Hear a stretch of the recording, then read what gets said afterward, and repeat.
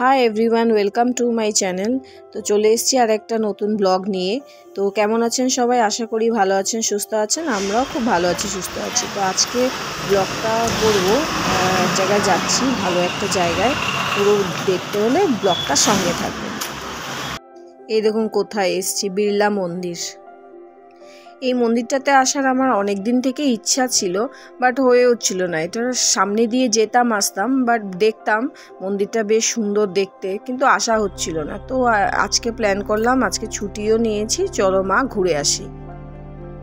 তো মন্দিরটা এখন বন্ধ আছে। তো আমরা ভুল করেছি কি, আমরা একটু ইনফরমেশন না নিয়েই 2টোর সময় চলে এসেছি। তো আমাদের অনেকক্ষণ ওয়েট করতে হয়েছে। তো তখন ওয়েট করব, এতক্ষণ 4টের সময় মন্দির খুলবে। তো আমরা চারপাশটা ঘুরছিলাম। তো দেখুন মন্দিরটার এই সাইডে একটা গলির মতো আছে। এটা হচ্ছে পেছনটা মন্দিরটার তো ভেতরে ঢুকলে বোঝা যাবে, বাট এখন আমি আর মা ওয়েট করছি বাইরে, একটা গলির ভেতরে হাঁটছি। গলিটা দেখতেও অসাধারণ, এত পিসফুল ছিল, মানে কোনো সারা শব্দ নেই। ওখানে বসে থাকতেই মনটা ভালো লাগছিল।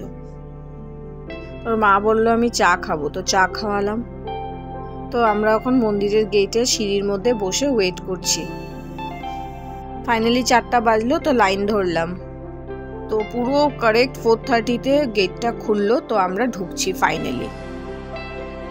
মন্দিরের ভেতরে শুনলাম মোবাইল অ্যালাউ নেই, তাই কোনো রকম একটু ভিডিওগুলো করলাম।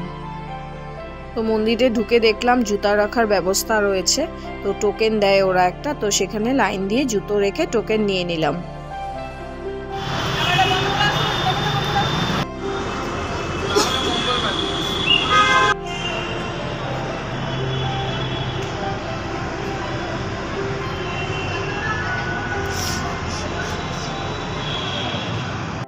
তো বাইরে বেরিয়ে আসলাম, যেহেতু মোবাইল নিয়ে ভেতরে ভিডিও করা অ্যালাউ নেই। তো কিছু অল্প স্বল্প আমি ভিডিও করেছি।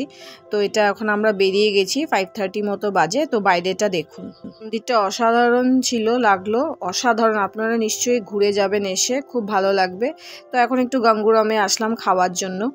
তো এখানেই শেষ করছি, কেমন লাগলো জানাবেন ছোট্ট ব্লগটা। এখানেই শেষ করব আজকের ব্লগটা, বেশি বড় করলাম না। তো কেমন লাগলো আমার ব্লগটা, ছোট্ট ব্লগটা জানাবেন। আর আমার চ্যানেলটাকে প্লিজ সাবস্ক্রাইব করবেন, আমার চ্যানেলটাকে একটু সাপোর্ট করবেন।